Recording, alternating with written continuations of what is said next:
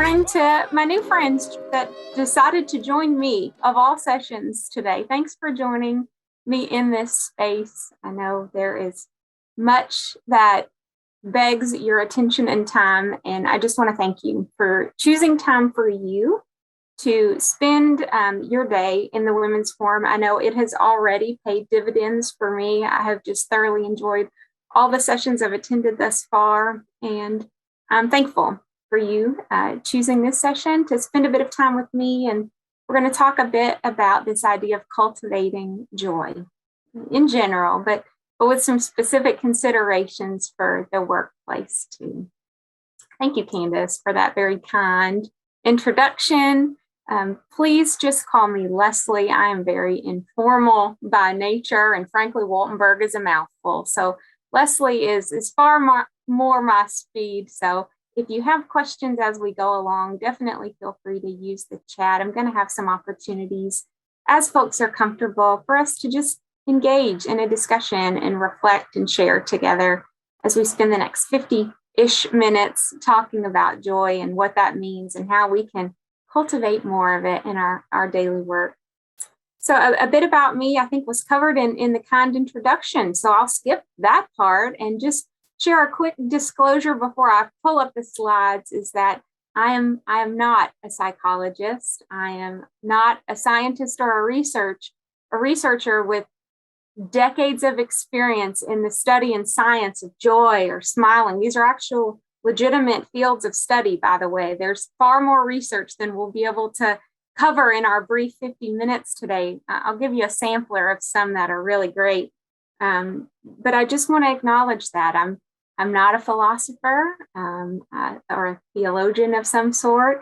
This isn't a talk about religion or a specific philosophy, though those things may inform our journeys as we think about joy in our lives. And so we'll hold some space and acknowledge that. But I want to put it out there that I'm an educator. So the heartbeat that informs the work that I do is someone who is insatiably curious and enthusiastic about all things teaching and learning. And so the idea of digging into the research as a research professor to learn more about the science of things like smiling and joy and the difference between these terms, that's kind of the foundation of what I'll share with you today. And so we're going to situate ourselves in thinking about what that means for us as women, as human beings. And we'll consider the context of our workplace settings and talk about some strategies of how we can cultivate that further. So with that said, let me pull up the slides. So we covered some of these basics here, but at the bottom of the screen are a few of the objectives. As I mentioned, we're going to define some of the key terms just so we're all on the same page, what we're talking about and how it applies to our world. We're going to, more importantly, discuss strategies, how we can cultivate more joy and recognizing some of those mindfulness practices in our journey, reflecting and identifying things like challenges and barriers, because that's part of the process too. And at the end, consider maybe what, if any, of those strategies may settle well with you as you think about your quest to infuse and cultivate more joy in general, but in your workplace as well. All right, so let's begin with a little bit of a reflection, a little prompt. And most of us, I think, have our Zoom cameras off. And by the way, I'm totally good with that. By all means, if you need to go take a break to fill up your coffee cup as a fellow caffeinator, I support that for you. Or if your water runs low, do that. But for a second, take a moment. And if it makes you more comfortable to turn your camera off for this part, you're welcome to go dark for a minute too. But I'm happy to see everybody as well. I want you to pause. And I want you to think, dig into the memory bank here. Think about the last time you felt joyful. I don't just mean happy that you caught a green light on the way into work this morning, right? Or you were first in line to hop on to the bus because it was cold this morning, so you got to get in there and get warm first. I mean, think about the last time you felt deep in your bones joyful. That smile that's so big and ridiculous, you could not wipe it off your face. Okay, sit for a second. Close your eyes, and I want you to try to see yourself in that space. Deeply joyful. Think of that memory, that moment. I want you to try to, in your mind, see where you were as you think about this memory, this moment where you felt so joyful. What were you doing? Visualize who was there. What did it sound like or smell like? I say smell like because often my thoughts go to happy places of being in the kitchen. I love to bake. So I have happy memories, joyful memories of being in the kitchen baking with my grandmother or my mother or my children. Someone please save me from all the holiday baked goods that are overrunning my kitchen already. I really do want you to sit in that space and think about that time you felt joyful. And I want you to soak it in for just a second. Soak it in like sunshine on your skin. Feel that and think about those moments that just permeate joy in your world.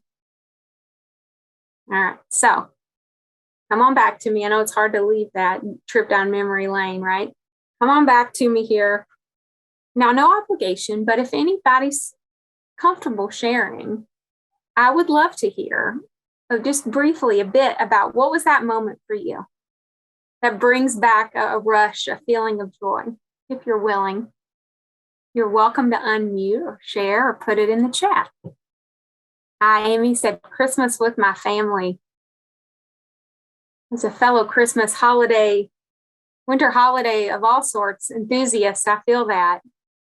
Being with grandkids, shopping with friends, having all your kids at home under one roof. Thanksgiving, mornings with a little one. Laughing. Laughing at silly jokes. I love it. Humor's going to come up again later.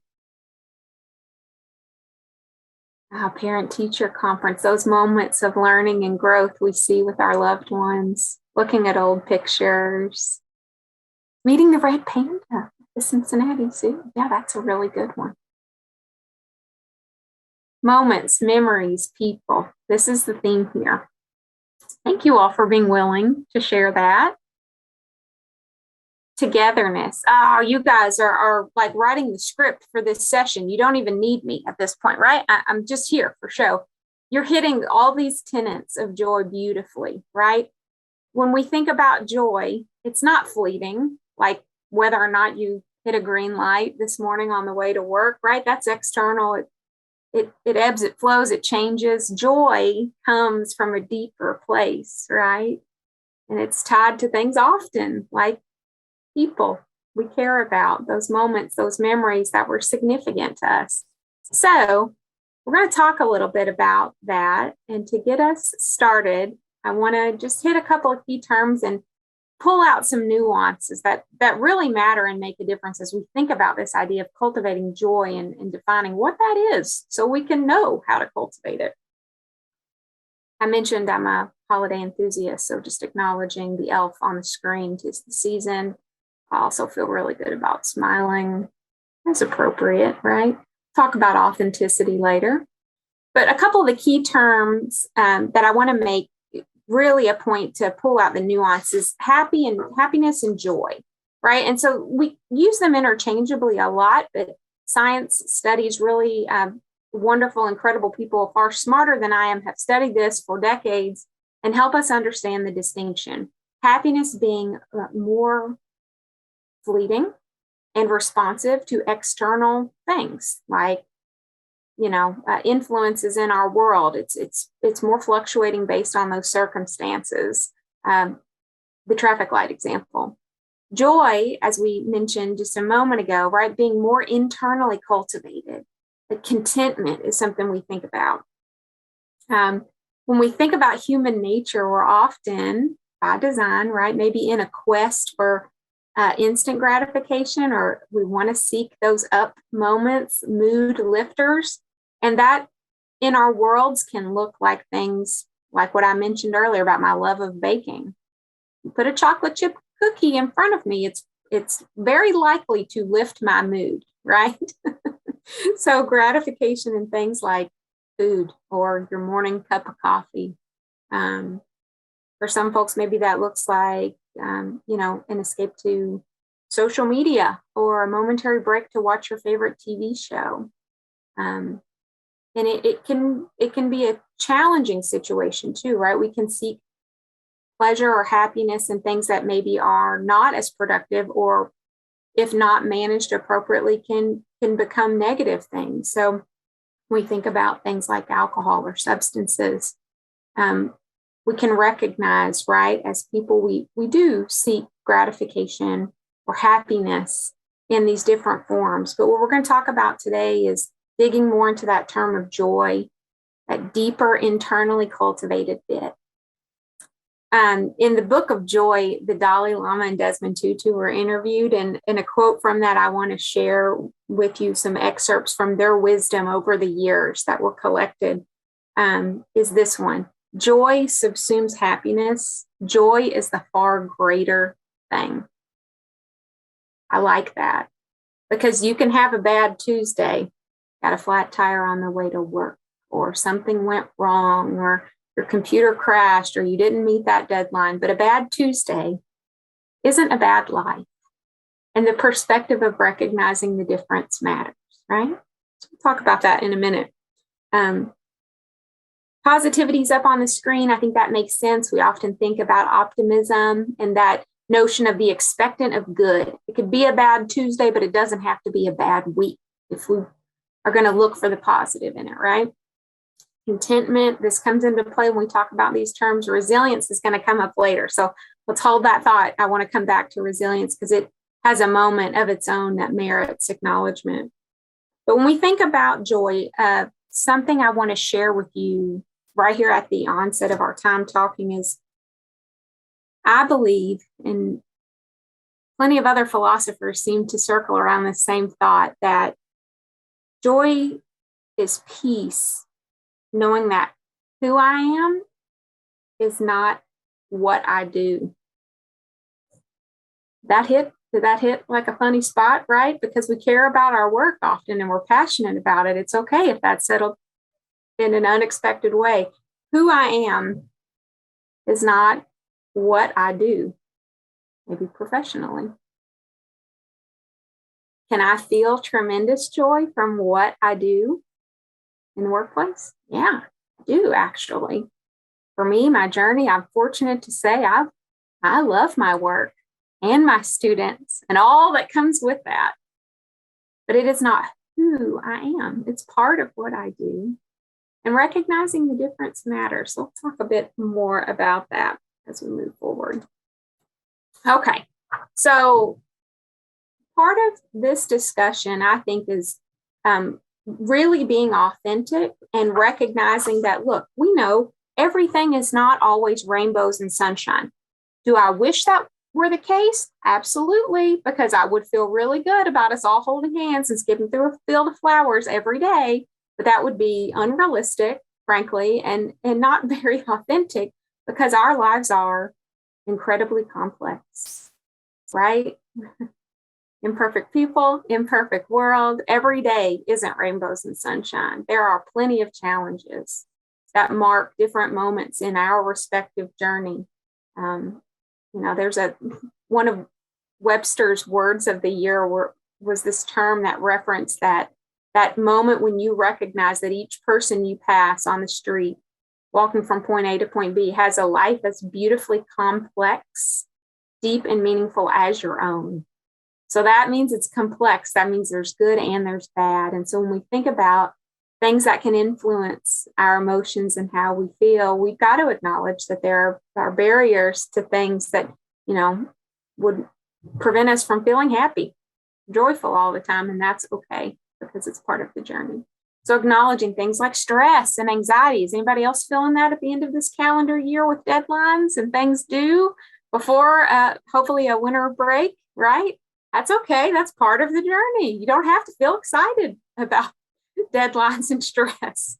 Fear, grief, isolation, burnout. I think that's a theme we're hearing right in the sessions today, that what we're talking about, being authentic and willing to call out that sometimes things are really challenging. So the other column you see there are those pillars as we think about wanting to move toward cultivating more joy. And humor was mentioned in the chat box a few times earlier. Jokes with grandkids was one that stood out, right? Or having a laugh with your colleagues at the coffee pot in between a day of Zoom calls or meetings, right? The humor is healthy. It's good medicine for the soul, I believe. And compassion, generosity. And we'll talk about how some of these pillars feed into strategies to cultivate more of that joy. And, it's fair to recognize that if this season has your joy reservoir feeling a little dry, that's normal. We've lived through a really difficult, unprecedented, right? Use the buzzword, last couple of years with this pandemic and all of the unexpected twists and turns that we've all had to navigate.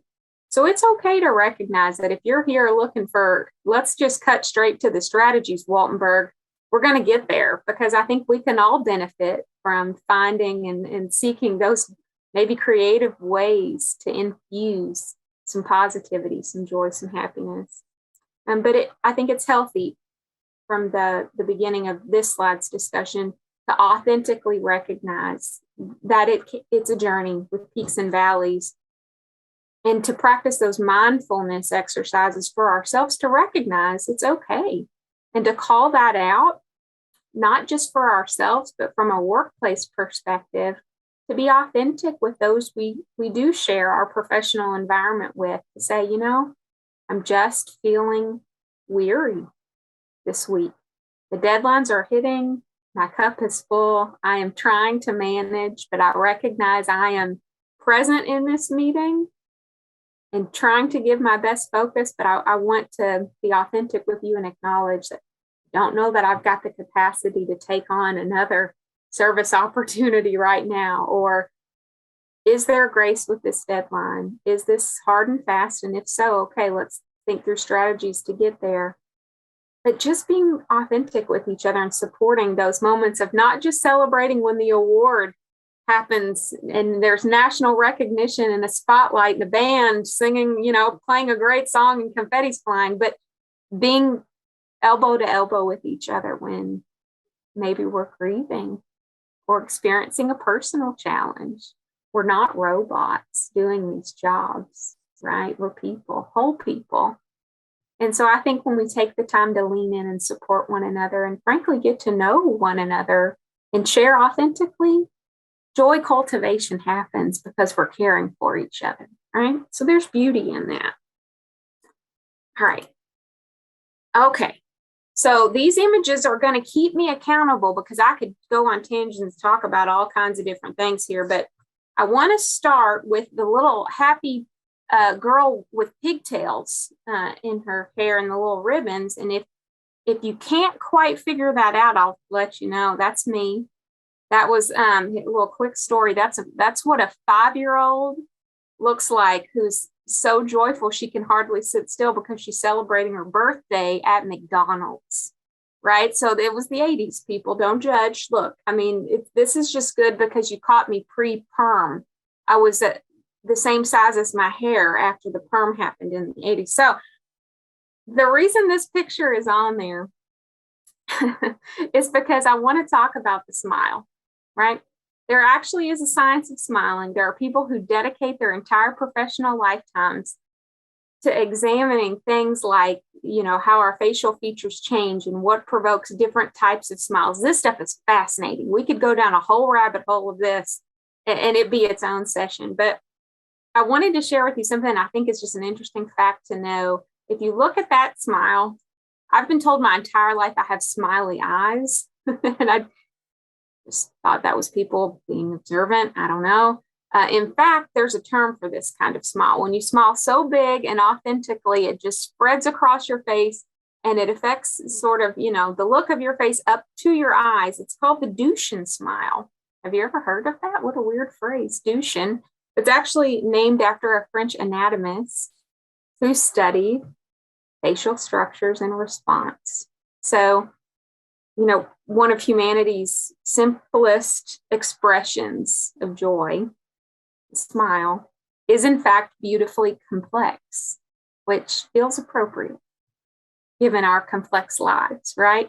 So that douche and smile is just an example of the science behind smiling. And, there was actually a 30-year study at UC Berkeley where they looked at people's yearbook pictures. Now, I'm not showing you that picture. We'll stick with the 5-year-old picture, but they studied people's high school yearbook pictures and tracked them over a 30-year period for, their personal and professional accomplishments and well-being data, personality inventory. And guess what they found?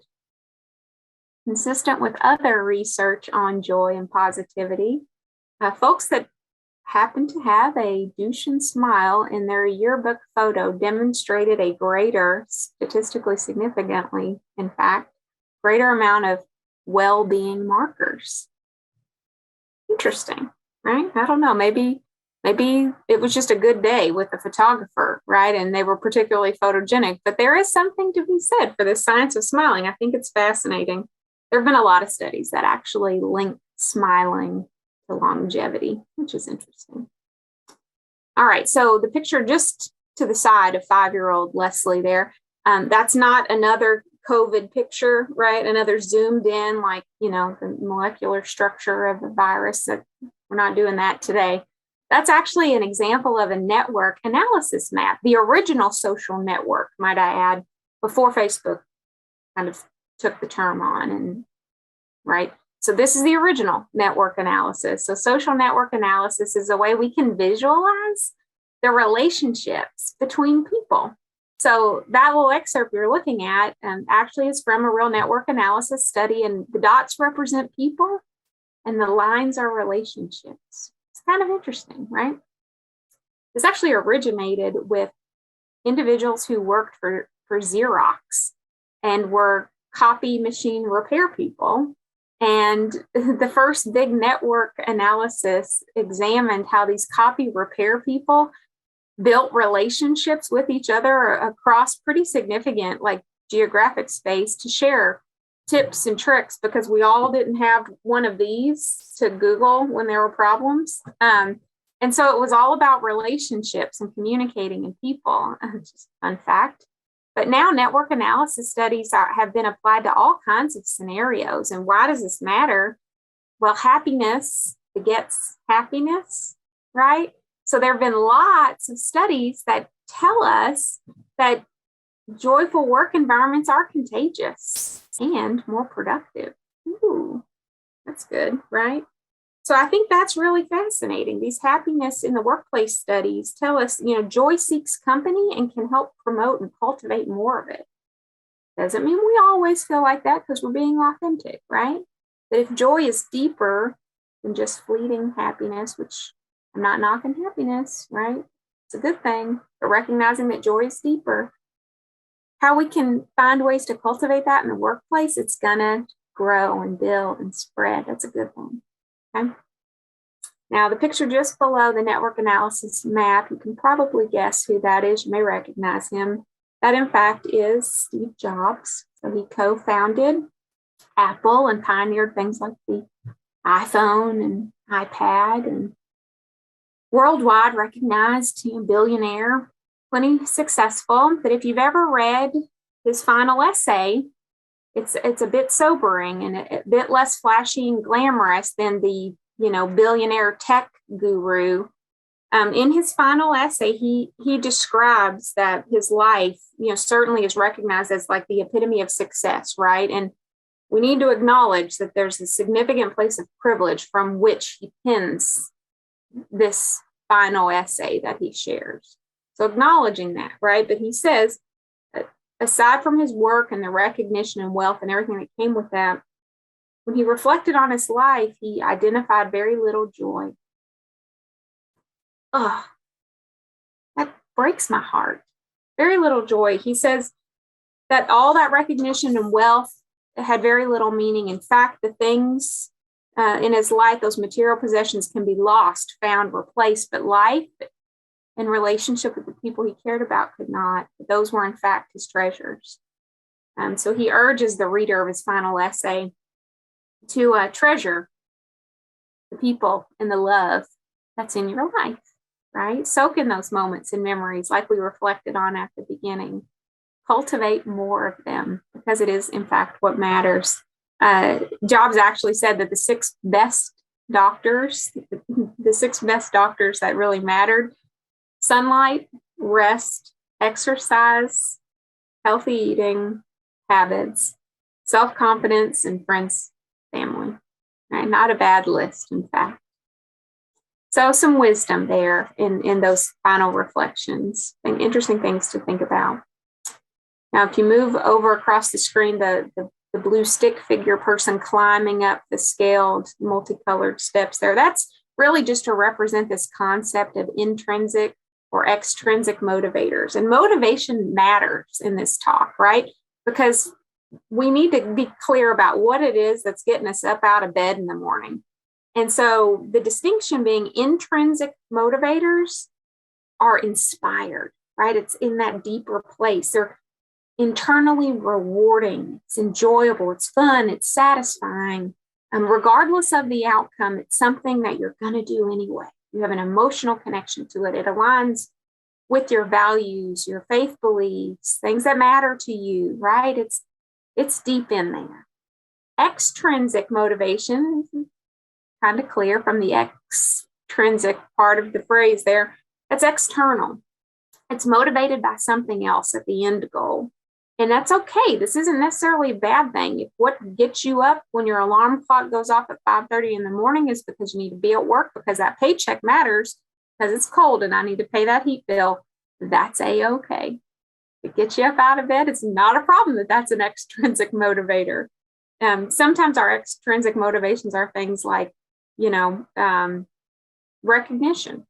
Maybe it is the paycheck, it is money, but maybe it's avoiding consequences. We follow traffic laws because we don't want to get a ticket. Go to jail. That's fine. That's a fine external motivation. But I think as we use these mindfulness practices and reflect on our workspaces and what cultivates joy in our world, it's a good practice to recognize what does motivate us and what type of motivator is it. Fair to acknowledge that things can exist in both categories. And as I was thinking about my beloved students, certainly that's an easy example, right? Students in academic performance. It can be intrinsically and extrinsically motivated. No, I don't want to lose my scholarship, so I am absolutely showing up aggressive and prepared for final exam week. That's an extrinsic motivator. But maybe the intrinsic motivator is I really want to put my best foot forward because my professional dream is in a graduate or professional program, and I want to be competitive so I can make that happen. That's deeper rooted. Those things are good. It's good to recognize them.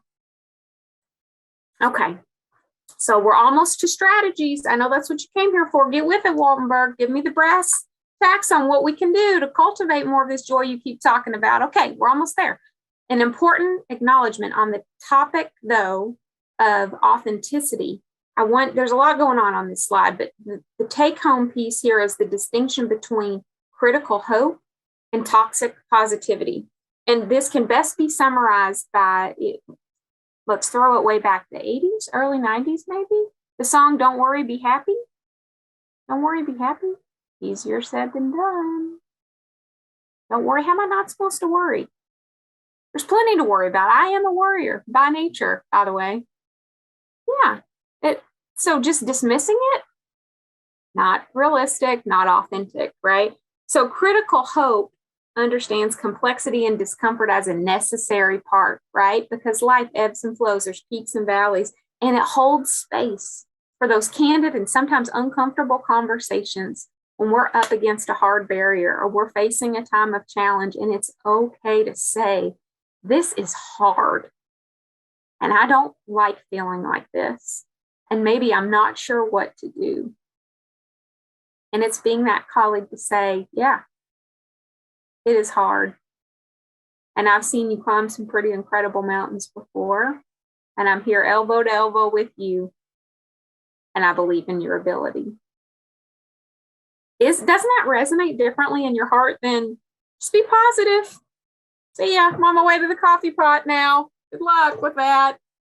Right? There's difference there. And when we talk about a joyful workplace, a place we can cultivate more of this positivity, pausing and caring enough to hear what someone's saying and consider how they feel in that situation more than just saying, be positive, get over it, good vibes, don't be negative, you can do it. But saying, what is your ideal outcome? It's not fun to feel like that. Is there something I can do to support you? It's understandable to feel negative given what you're facing, right? Acknowledging that's the critical hope difference. Critical hope is more realistic, right, in its assessment of our environment, our realities, and it includes a lens of equity and justice as we work toward a more resilient future, right? The pandemic certainly taught us that. We talked about resilience earlier. It's important to acknowledge peaks and valleys. And frankly, on the topic of authenticity, there's plenty of science, plenty of studies that say too much forced positivity is actually counterproductive. Think about that. Have you experienced it, right? Everything's great. Nothing to see here. We're good. I'm feeling fine. That doesn't cultivate a space where we can actually talk through hard things. So holding space for what can be uncomfortable or difficult conversations, that matters, right? The humility enough to say, I'm not my best self. I'm working through some hard things. I am still learning to do that. In a not so distant past, I worked through a really challenging time with some really difficult tasks in my role professionally. And for one of the first times in my life, I was willing to articulate that to my colleagues. I'm struggling a little bit because this is really hard. It is really consuming me.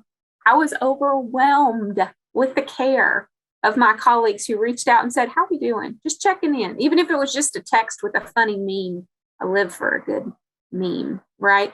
Just to make me giggle or to check in, because I was willing to be authentic enough to share that was a hard season. That made a difference as I worked through a challenging situation.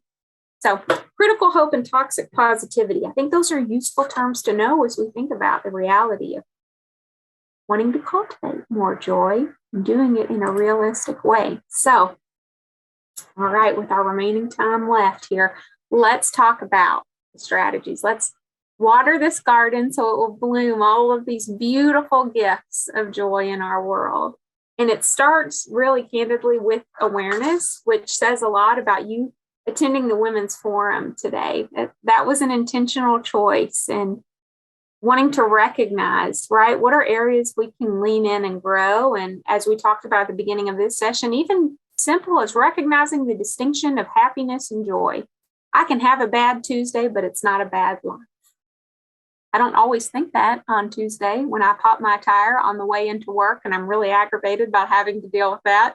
But a little bit of perspective and humility to say a bad Tuesday isn't a bad life goes a long way. Modeling purposefulness and empathy is really important too. And this relates to that idea that we just talked about with critical hope. And spending some time, particularly in our workplace settings, getting to know the human beings in our workspace.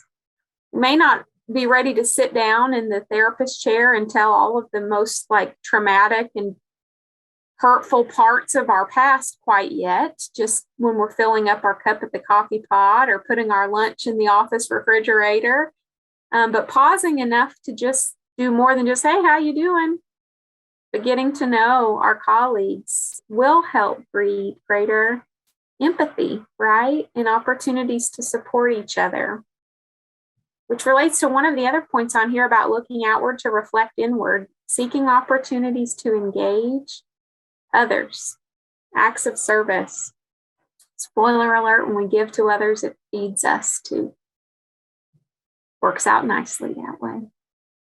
I skipped over celebrating your strengths, but that should not be skipped over because that matters. Think about the spaces in your workplace where you know you shine and you know it, and I want you to own that and feel real good about that, okay? You have talents and gifts that are uniquely you and ways that you shine in the work that you do, and I want you to wear that like a badge of honor, right? I am type A, perfectionist tendencies, and I love a good organized space. If you look at my online files. They are labeled, they are organized. That is my jam. I cannot function when my desk is messy. So if my work world is starting to get cluttered or messy or disorganized, that reflects in my attitude. I know myself well enough to know I've got to get that right so I can take care of business and feel a bit happier about it in the process. Some other tactics on the screen are things that are very obvious, but hard to do. Things like reducing technology. Shut the Facebook app off for a while. Disconnect. You won't miss anything, I promise you, because Aunt Linda's still going to post every recipe she finds on Facebook, whether or not you want to make them. That news feed is still going to go, whether or not you look at it today or not. But take a break, purge, and look up from that screen and appreciate the beautiful blue sky today. Maybe it'll be beautiful and blue. It might be rainy, but that's okay too. Take a moment to look up from the screens. If you were in Lisa Williams' session before this one, she talked about gratitude journaling, and I love that. There's several themes from the prior session with continuity with this one. It is hard enough for me sometimes just to get out the door on time, but taking a few extra minutes, hitting the snooze button one less time on my phone's alarm clock, some of that resonated deeply with a few of you. I know, it's okay. That snooze button, I'm aggressive with it. One less of the snooze button gives me a few more minutes to spend a bit of time in a gratitude journal. And that gives me perspective I need. That's a good tip if you have never done that. Moving your body is good for your brain. Consider a walking meeting. You can get out and move and still accomplish something you need to do for work. That's a great option. I would also encourage you to think about differently abled colleagues, family, friends. So maybe you can Zoom from a different room, seated, or be next to a window to feel some sunshine coming in on your skin, or take the chat on the phone outside so you can get some fresh air if it's not, 20 below zero out. Think about ways you can position yourself to increase your physical wellness to help your mental wellness too. Seeking growth is on there because it's important to consider that sometimes we can push ourselves outside of our comfort zone and cultivate joy by growing some new skills and surprising ourselves, in fact, with what we can do. Mark Cuban, he's famous. He owns a professional basketball team, big entrepreneur. If you watch the show Shark Tank, he's one of the sharks on there. He's said a lot of quotes, many of them not applicable to this session, but one of them is, and it's this idea of following your effort, maybe not necessarily your passion.